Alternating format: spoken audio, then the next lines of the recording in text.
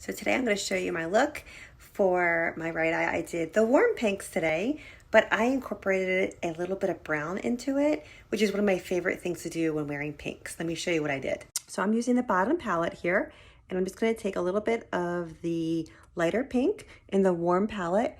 I'm going to apply that all over my lid, and I'm going to take that color all the way up to my brow bone. So from my lid to my brow bone. Next, I'm going to take the second color down on the warm pink palette, and you can see how much warmth it gave me. I'm going to apply that color all over my lid, just a smidgen in my crease, just all over my lid and in my crease. This color has a little bit of shimmer to it, but not a whole lot.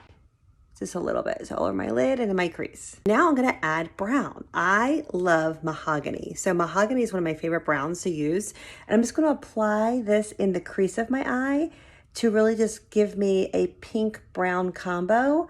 And any of the browns would look really pretty. I just find the mahogany to be a really gorgeous brown shade to go with these warm pinks. And I love the combination of pink and brown together. I'm just gonna work on blending this and I'll complete my look. So I finished my look with a little bit of black eyeliner and mascara. You can certainly use dark brown as well. And I used my blush brick, which is right here, all these cheek colors on my cheeks.